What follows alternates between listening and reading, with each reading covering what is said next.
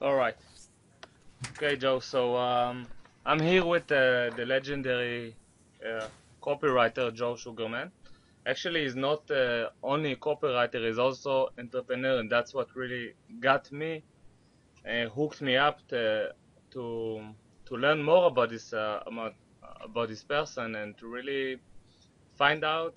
I don't know. I guess what his secret is because I'm also an entrepreneur. I'm also a copywriter, and I wanted to know how to combine better these two attributes of my character and how to be maybe one day successful as the person I'm about to present you in a very short while. So Joe, I'm very happy to and excited to talk with you today. Really, after I read your book, Edwin Copywriter Handbook, it was a revelation. Really, I read a lot of copywriting books, like one every 2 weeks, and also like summarize them and immediately apply them on my copy and on my products. But yours was really different, so that's why I actually asked you to do this interview, and I'm very lucky that you actually agreed. So hi Joe, how are you? I'm doing fine. And yeah, it's really nice talking to you. Where are you located right now?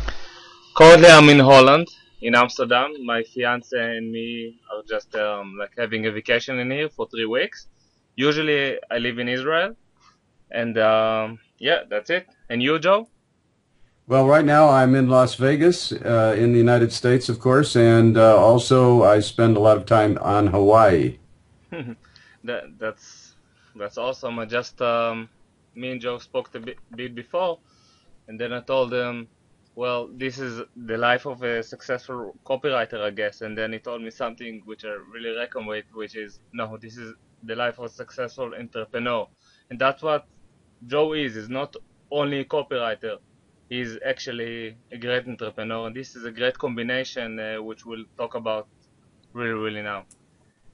So Well, Joe, let me make just one comment. You mentioned that you read a lot of books, and that's very smart. The more books you read, the more knowledge you obtain, the better copywriter, the better entrepreneur you'll be. definitely, that's what happened to me after I read your book, actually. Because if you want to get into numbers, by the way, um, I created a product for a known disease in Israel, a information product. And before I actually filmed it and recorded it with a voice artist, I went through Joe's book. I went through each one of the chapters and tried to see how can I get my copy better? How can I make this story, this whole thing sounds a lot more like give assurance, give assurance to the people who listen to me, and yeah, make them buy, you know.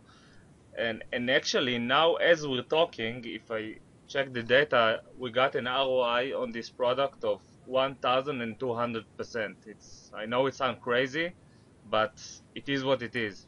Okay, I wouldn't just mention such number if it wasn't true because it sounds way too much, but it is. So I think this is the one of the powers of Joe's copy, and this is and one of the great values you're about to get from this conversation. So Joe, first of all, thank you. You made me a lot of money the last few days.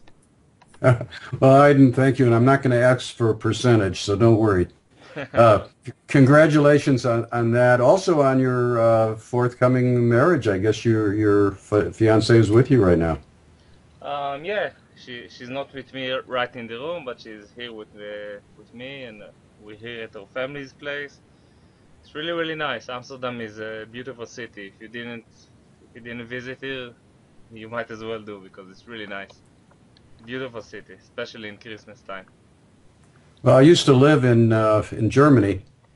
Spent oh my goodness, I spent 3.5 years, three and a half years in Germany. Really well. So I speak fluent German, but I that was a while ago. I still speak it fairly well, but I have never been to Amsterdam or Holland or those countries. I've been to quite a few others, but for some reason I just haven't made it there. Well, you should. I know that we should a lot of things in life, but this is really a good should, you know? Hmm. So you definitely should. Um, So, Joe, the first thing I would like to talk with you about is this combination that we started talking about between entrepreneurship and copywriting. How do you feel about that? If you can just spread some light on how did you went from a copywriter or entrepreneur to the other side and combine them together? Well, the copy, I've built several businesses simply through the power of my pen, the ability to write good copy. So writing good copy is tantamount to becoming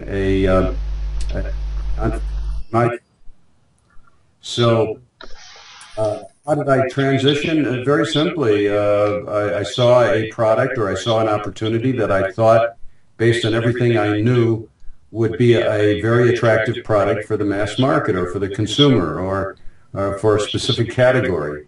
And then I took that product and I wrote an advertisement around it, and then I tested it. And that's a real critical thing. You want to test something before you really roll out with it.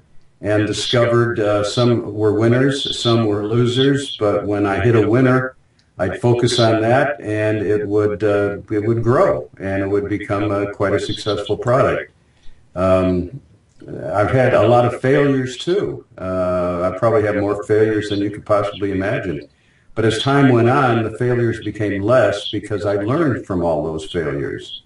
So don't be afraid to fail. It's one of my positive things. I wrote a book called The 7 Forces of Success, and one of the forces of success, believe it or not, is failure. The more times you fail, the closer you get to success. So anyway, I hope that starts the dialogue. Do you have any questions you'd like to ask me? Yeah, sure. Back in the day, it's very easy to test today on the internet age. We got you can even spend, I don't know, even $5 on an ad, and test it. How did you do it back in the day when you had papers and you had to really put a budget, a minimum budget at least? That's a good question. The internet you can test for practically nothing. But back then, what I would do is I'd start with with an ad in the smallest edition of the Wall Street Journal. And that ad was my test ad. And the reason for the Southwest edition of the Journal was it was a small edition. It wasn't very expensive. At the time, it was like $500-600. Well, that was a lot of money back then, but it wasn't anywhere near some of these bigger publications.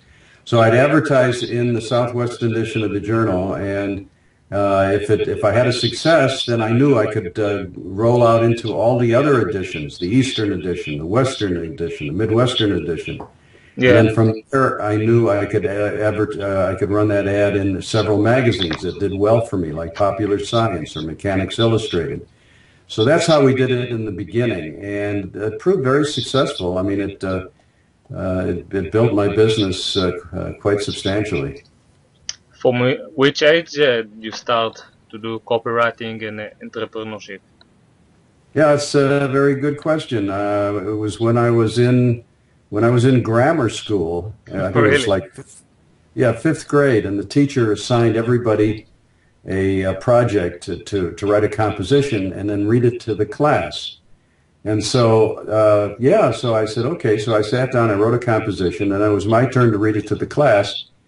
And I read it to the class, and they were laughing and laughing, and they couldn't stop laughing. Why? Because I was making fun of the teacher. And I so enjoyed getting that response from the class that I just loved writing then. From then on, I just wrote. And when I was in high school, I published my own magazine. I worked for the school newspaper. I had my own advertising agency at one time when I was very young. Yeah. So it was always in me. There was always some indication that I was an entrepreneur and that I should exploit my skills. Yeah, it's not only that. It sounds like it's also being an entrepreneur, but also doing it with writing, with your pen. It's very unique. The power of the pen. There's no question that if you can develop the ability to write great copy, you will be very successful. And I proved it through a lot of trial and error, actually. But you can do it. And then some of the techniques that you want to hone your skills as a copywriter, the first thing you want is you want to write a lot. The more you write, the better your writing gets. Secondly, you want to read every book that you know of that would help you become a better copywriter. That's very important. Mm-hmm. And then finally, and this may surprise you, but finally, what you should do is you should try to do many different things. For example, I was a ham radio operator. I was a pilot. I was an instrument-rated multi-engine commercial pilot for a while. I was in a lot of different things. And the more things you're into, the more successful you eventually become, because you have a lot to draw from, a lot of experience, a lot of, for example, we were once, there was a big fad in the United States for these radios, these CB, what they call citizen band radios. Mm-hmm.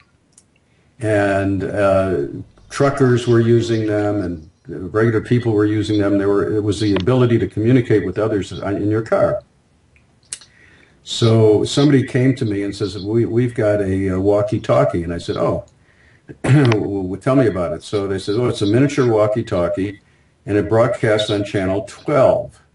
And I said, channel 12, that's the CB band, because I knew, well, anyway, to make a long story short, I discovered that it was the CB band, and I then took out a big ad, and I called it Pocket CB. Nice. Yeah. And it wasn't just a walkie-talkie, it was a Pocket CB. And that thing just took off. I sold 250,000 of them. Now, I wouldn't have been as astute in my knowledge of radio had it not been for the fact that I was a ham radio operator. And because of that, I was able to draw on that experience. So the more experience you have, the better, more qualified, and the easier it is to have a big success in copywriting. Yeah, I totally agree.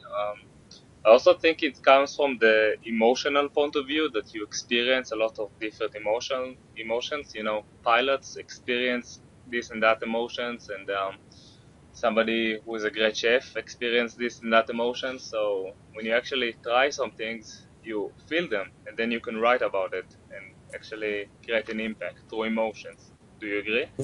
Well, actually, you sell with emotion, but you justify with logic. Mm-hmm. And the way that works, for example, your neighbor pulls up in his brand new Mercedes-Benz, and you walk over and you say, oh, that looks like a nice car. Tell me about it. And he says, oh, it's got rack and pinion steering, it's got this, it's got that. Well, he's telling you all the logical reasons he bought it, but the real reason was the emotion. He wanted to show off to his friends and family and neighbors that he was a very successful person, and he emotional. Yeah, so emotion is very important, but you sell with emotion, you justify with logic. Yeah, definitely. Next, I would like to discuss with you for a bit about this point of view. Okay, most business owners, they first create a product and then they go find who will actually buy it. What the entrepreneur/copywriter does is actually the opposite way around. He first finds a need in the like a target audience, very strong need, and then he develops a product to serve this need. How important is this? How much crucial is it to business success? Well, I really feel that to be one of the things that I was into was gadgets, and so I was very passionate about that particular category. I think what you've got to do is, if you want to be a great copywriter, if you want to be a great entrepreneur, is find an area that you indeed truthfully are very enthusiastic about. that you can get excited about, that you really, because of your love of that particular category, you're going to have a better understanding of that category, and consequently your copywriting is going to reflect that. So the first thing to do is to find something that you're passionate about.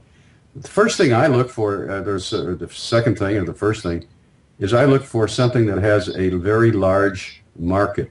In other words, when the pocket calculator came out, that was had pretty big market. And by the way, we introduced the first pocket calculator. Mm-hmm. Do you want to tell us about it? Well, okay. Well, it was a long time ago. Let's see. Well, what happened back then? I had my own advertising agency, and I'd have various accounts. One of them was an electronics account, and I was reading in Business Week magazine about this new product that just came out called the Pocket Calculator, and boy, this was 1960, probably 1966, 67, something like that, and it added, subtracted, multiplied, and divided, and that's all it did. But it was a pocket calculator. It was unique, and I thought it would be a good seller. So I brought it to my account, and my account said, nah, who would pay $240? That's what they sold for then. $240 for something that added, subtracted, multiplied, and divided. And I said, well, I think it'd be a really good seller. And they said, well, why don't you do it yourself? So I says, hey, that's interesting. Yeah, I'll try it myself. So I did. And but I got a hold of a bunch of investors because I couldn't afford the kind of money it needed to really promote it. And I raised $12,000, and I ran the ad in the, let's see, where did I, it was a mailing actually. And I sent out the mailing to about 10 different mailing lists. And I waited for the response, and it came in, and it was very disappointing. I'd lost half the money.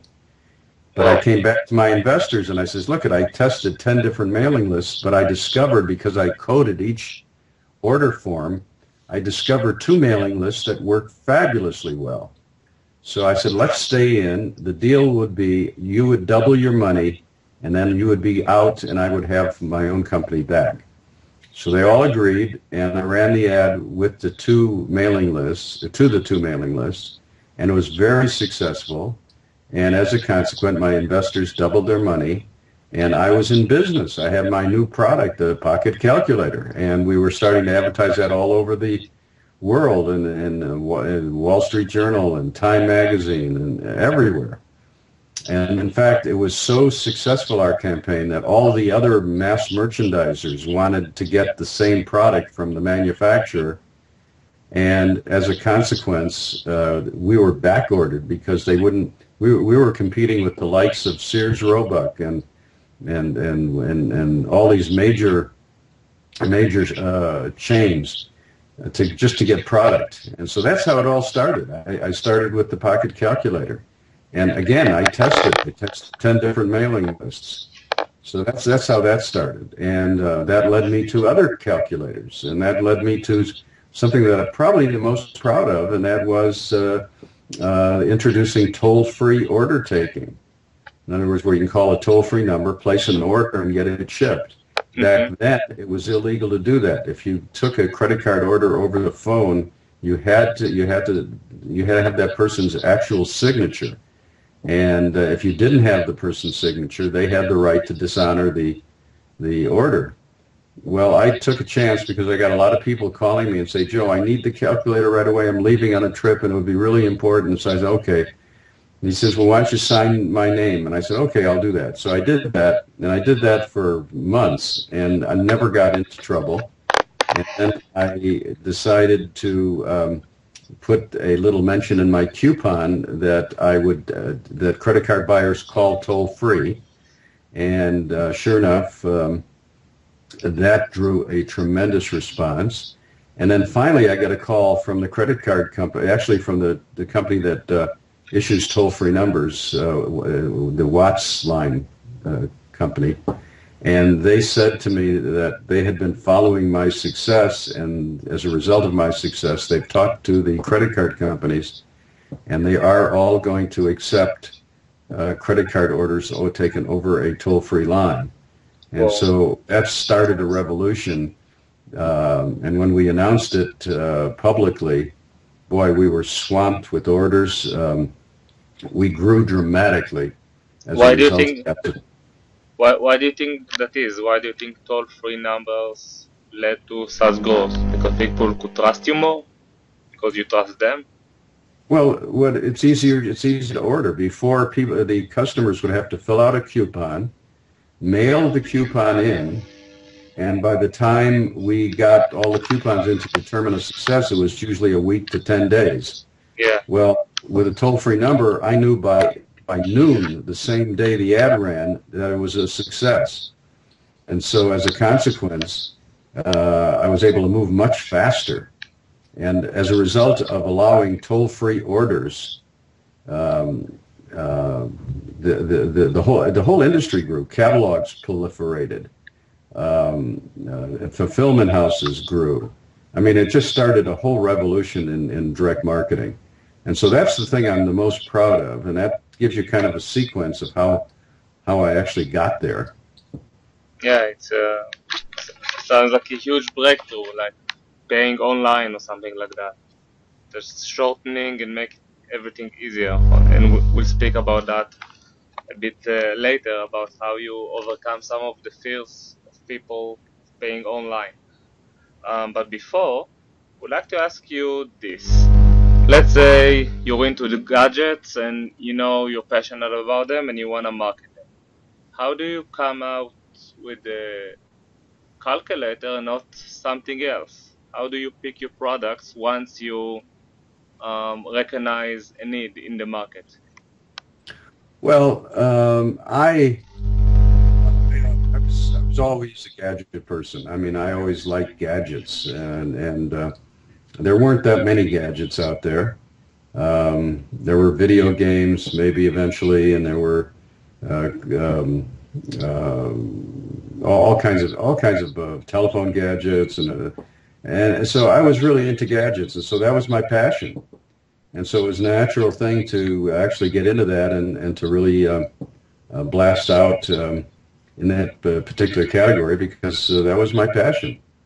And as time went on, we started offering hundreds and hundreds of different products. Now, how I got the biggest success I had was blue blocker sunglasses, and that one I sold 20 million pair.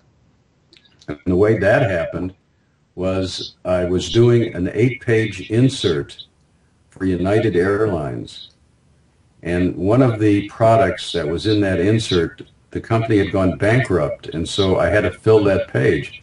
Well, I remember a week earlier driving on a highway in California on my way to see something, a new product, and while I was driving, the person that was driving me saw that I was squinting.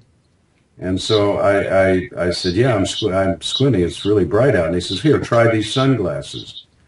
So I tried the sunglasses, and believe it or not, the squinting stopped.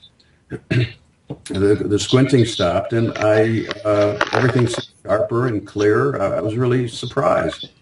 And I says, what are these? And he says, well, they were made for NASA, the space agency, but the guy that's making them is going out of business. I mean, they sell for $400. He can't sell it to the public.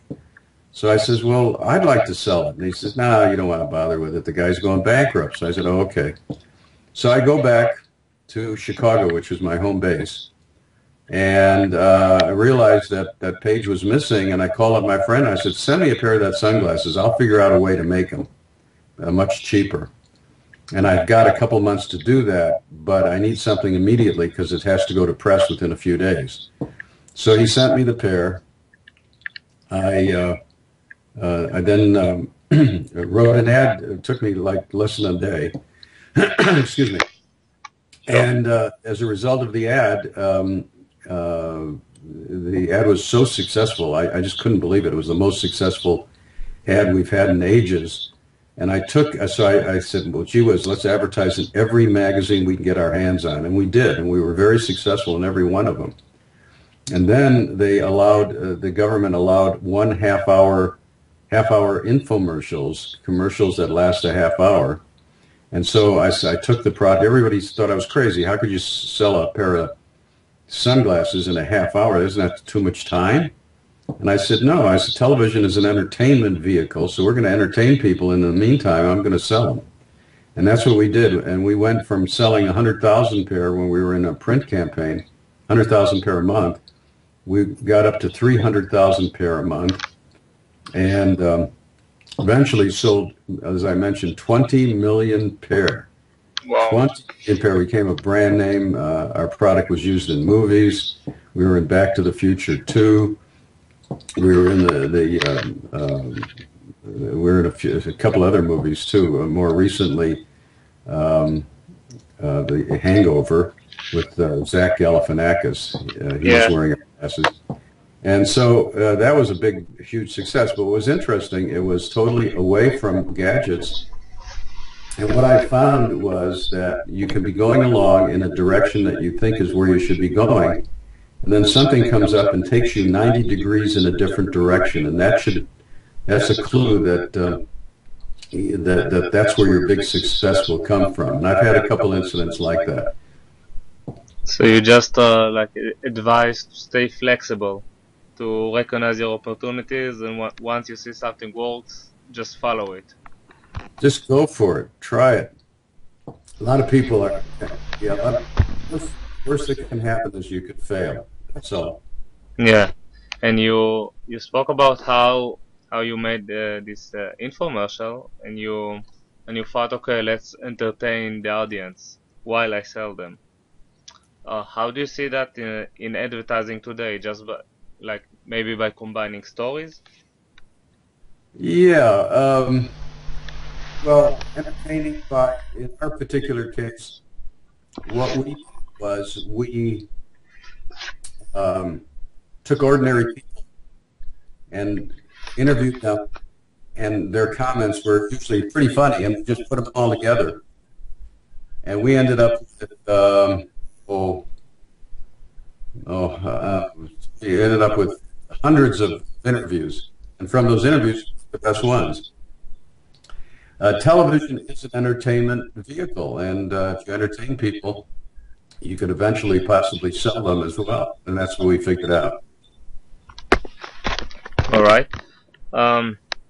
This is another question which I always really give a lot of thought to, and I test it a lot. How do you find the best marketing angle for the product? You know, it could be price, it could be quality, it could be this, it could be how proud it will make the buyer, it could be how better they will look, feel, or whatever. How do you find it? How do you find the best angle to put in the headline to shout out? Well, the purpose of a headline is to get you to read the subheadline. And the purpose of the subheadline is to get you to read the first sentence. And the first sentence is the most important part because it gets you to read the second sentence. So what I do, the whole idea is you slowly bring them into the sales copy. You want them to read the sales copy. That's the critical part. Yeah. Okay. So you want to rephrase that question. I'm sorry, but Okay. Let's say we sell a car, okay? And you have to prepare an ad for the car.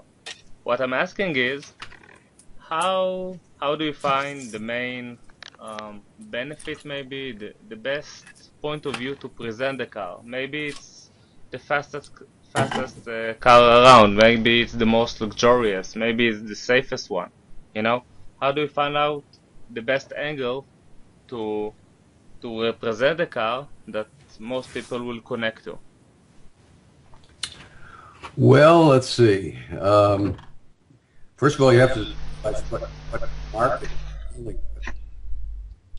If it's a very broad market, you try to figure out which of all of the benefits is the one that people will respond to.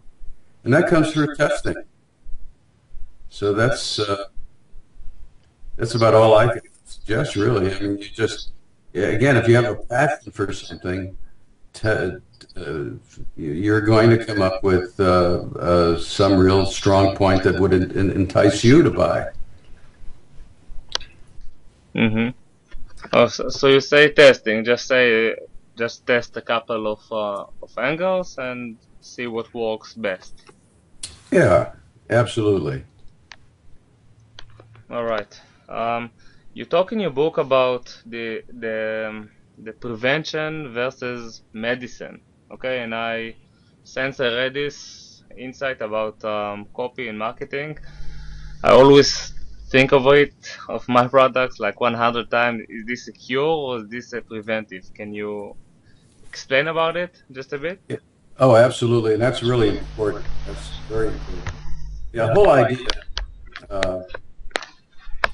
is you sell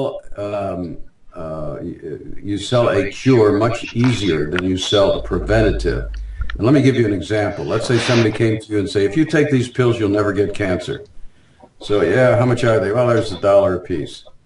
But what if somebody came to you and say, hey, take these pills, it'll cure cancer, and you have it.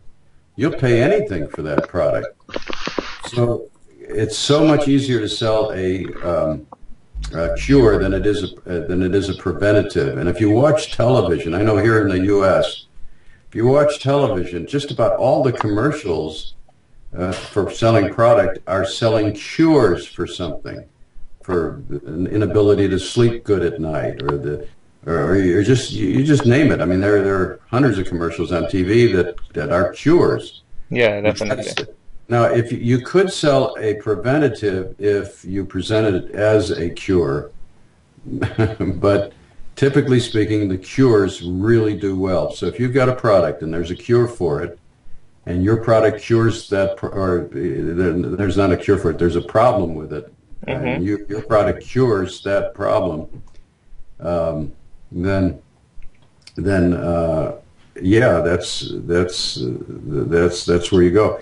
By the way, I've got to tell you, on that book that you read, the Adweek Copywriting Manual, I think it's on Amazon.com and available to our European friends. But what I want to mention was that somebody from Google, who was head of marketing, had written an ad and ran it, and it tested it, and it didn't do that well. And then he read my book, and he made a bunch of changes. And from those changes, he ran the ad again, and it tripled response, did exceptionally well. And he contacted me, and he says, look, if your book can do that for me, I can imagine what it could do for our whole company. So Google hired me to conduct a 3-day seminar at their headquarters, in which I trained a lot of their marketing people. But the thing that motivated them to hire me was the book that you're referring to. Now, I've also written other books. There's a book that just came out called The 7 Forces of Success. And there's also other books on marketing success. And so check with, you want to check with Amazon.com and see what, and they're reasonably priced from what I understand. Sure thing. I think that books about copywriting in general, and especially your books, are the best investment someone can make, because it's truly incredible. You buy a book for, how much is it in Amazon? Like $7 till $14, I don't know, something around that, and it's really like nothing. And what I like to do, I mentioned it at the start, is that before I actually go to record a copy, go to film a copy, in this state of mind that I know that it's gonna happen today, I'm just reviewing like Joe's book, going over the chapters and say, okay, where is my weakness? What didn't I do? What didn't I put in yet? And it's funny, because if you do it not on the same day, or not when like the deadline is really close, It's not the same, but when you got the intensity, the knowing that, yeah, it's gonna be recorded today, it's gonna be shot today, and I don't have nothing to do afterwards, it puts your mind in a very receptive mode, I think, and that you can really like apply a lot of these principles and make your copy a lot stronger. So this is a nice exercise I personally find very rewarding, just to review like a great copybook. You can choose Joe's books, which are really great. Eugene Schwartz, if you know, it's also very strong. And just writing your copy with this simple exercise, you don't begin to believe how much difference it will make. What do you think about it, Joe? Do you also use it? Oh yeah, absolutely. I have a book called Triggers as well, and the subheading is 30 sales tools you can use to control the mind of your prospect to motivate, influence, and persuade. And it lists a number of things that you could do in your copy that will cause people to just flock to your product and buy it. One of my favorite is storytelling. And if you've ever, I'll get before an audience, or I'll be sitting in an audience, and I'll hear somebody giving a talk, and it sounds really boring, but when they say something like, well, let me tell you a story, I perk up. And I notice that the audience also perks up, because everybody loves a story. And all of my, in fact, just about most of my very successful ads are ones in which I tell a story. One of the nice things about my books, I reproduce and reproduce the ads that actually were very successful, so that you can get a sense of how they work. So anyway, storytelling is really very important. What are your main, like, how do you make sure? I wondered about it myself, not once or not twice. How do you build a compelling story that will take the reader inside and really like communicate and make them feel all the emotions you plan to insert in them by reading the story? How do you do that? Yeah, what if you can give us maybe 3 points to take into account when you're writing a story to make it sound believable, make it convey the emotional power you want to convey, and the message, of course.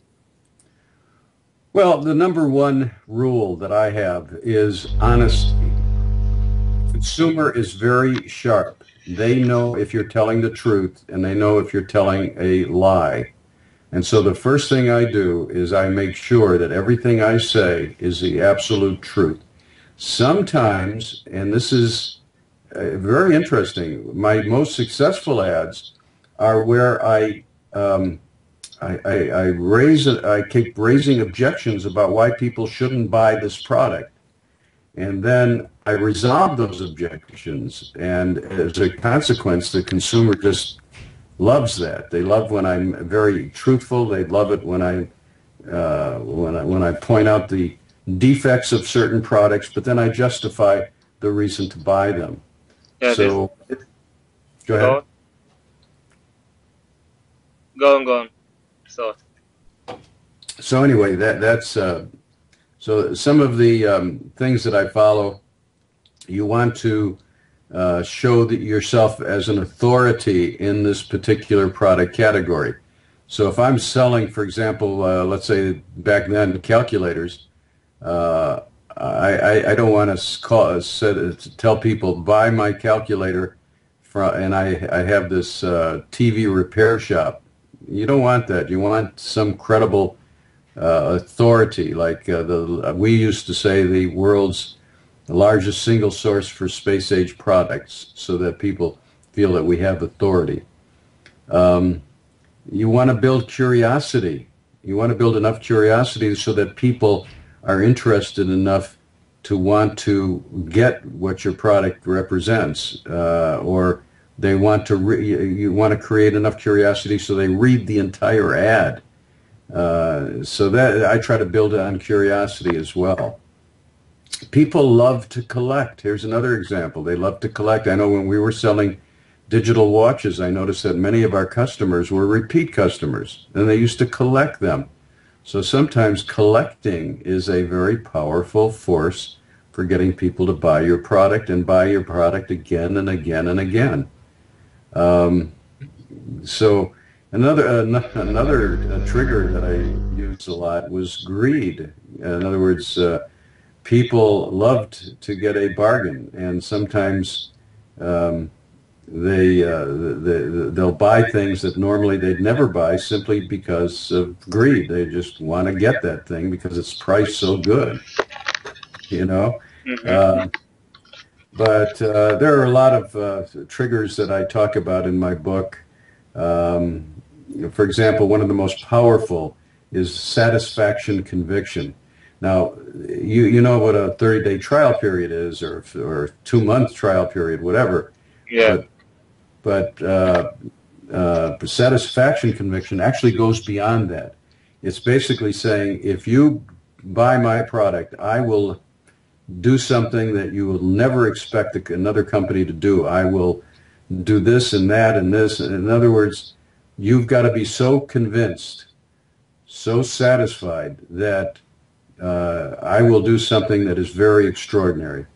And I found that when I do that, I could change one sentence in an ad or 2 sentences in an ad and double the response with a good satisfaction conviction. Yeah, I remember, if I remember correctly, how you phrased it is that you know that you achieved satisfaction of this sort when people who read the ad think, oh, somebody will definitely screw this guy up. They're gonna cheat him, they're gonna take his product and never come back. Is this correct? Yeah, that's right. Oh, and another point I really took from your book, which is how I examine my copy after I write it. If we talk about how it's organized, what comes after what, is just answering the questions of your prospect while reading the copy. Anticipate the questions and then answer them. What do you think about that? Oh, yeah. Yeah, you want to anticipate what they're going to ask and resolve it. Absolutely. I think that's really important. Yeah, it creates like the strongest psychological influence, I think, because when you read a copy and before you even finish to realize the question that you have yourself, suddenly you see it in a sub-headline. It's really, really strong. It makes the readers or viewers just think, oh, this person understands me. He knows what I'm thinking, so therefore it makes the sale a lot easier. That's what I learned from my experience. Right, good. Thank you, Joe. I want to talk with you about internet marketing a bit, because as an internet marketer, okay, I usually publish my ads on the internet or Google, Facebook, or advertising networks. What I find is that less people buy when you give them a sales letter, okay? But if you make it like a video sales letter, a VSL, they buy like a lot more. For the product I mentioned before, we had like 100% ROI on the sales letter and 1,200% on the video sales letter. What do you think about it? Why does this happen? Well, it's what I call involvement, involvement and ownership. People get involved with the message. They're watching the message. There's a story told. People respond to video. So if you can develop, yes, a video message utilizing all of the points in your written thing, it should do better. I know TV, when TV infomercials came out, it was a sensation. People just we started selling our not our pocket calculator, the blue blocker sunglasses, tremendously successful with that. And so video is why? Because it creates an involvement with the viewer. I had a situation where let's see, how could I tell this? One second, I'm looking at my list here. Let's see. Okay, mental engagement. Mental engagement. And the example I give is this guy that worked in a television, a place that sold televisions. And this was back before the remote control, believe it or not. And there was one salesman there that was the most successful. And upon his retirement, they had a big party for him, and they asked him to tell the secret of why he was so successful in selling the TVs.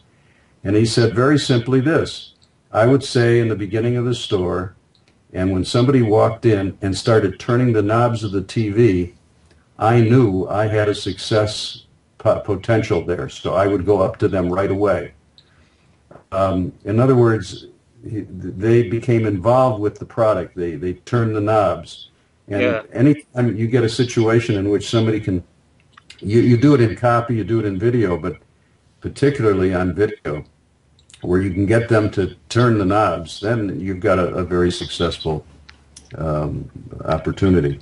Yeah, and what do you think about this point of view? Is it also because it involves more senses? Because with copy we only look, we only read, but when we look at a video sales letter, for example, we also hear, we also look, we also listen, we also read. It's many more senses, and I don't know, what do you think about it? Exactly, that's the secret. The more senses you can involve, the easier it is for selling. You know, all my principles of copywriting apply to the internet. But what is interesting is that the internet is unlike anything else in our direct marketing history. It is such a successful, incredible media to get across your point, because it does involve all those senses. It does involve all these things that typically you didn't have before. Before, you had to rely either on copy or you had to involve on all sorts of different things. But now with the internet, you have so many things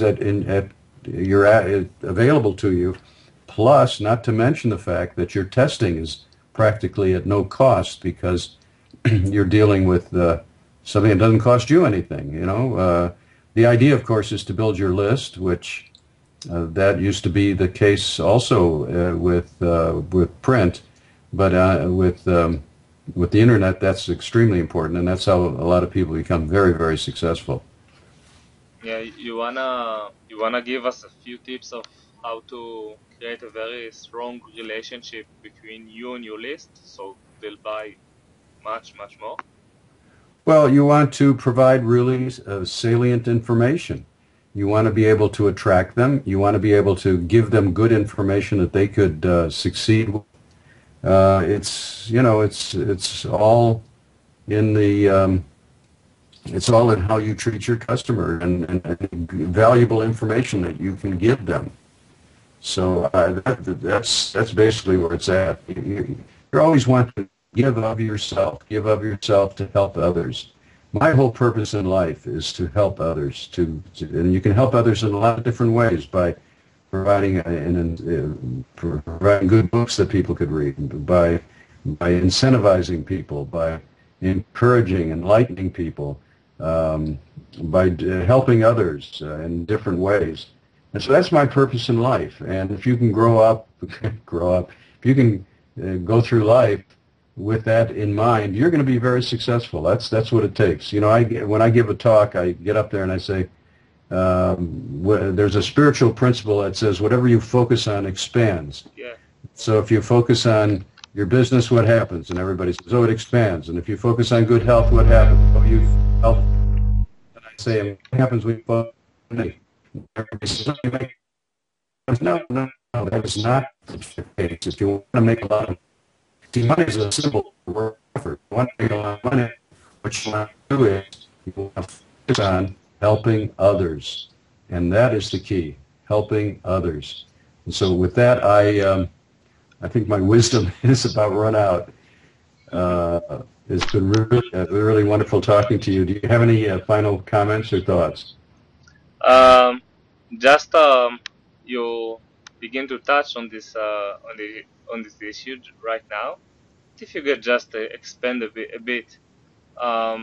There are a lot of copywriters, there were a lot of copywriters, there will be a lot of copywriters, same as for entrepreneurs.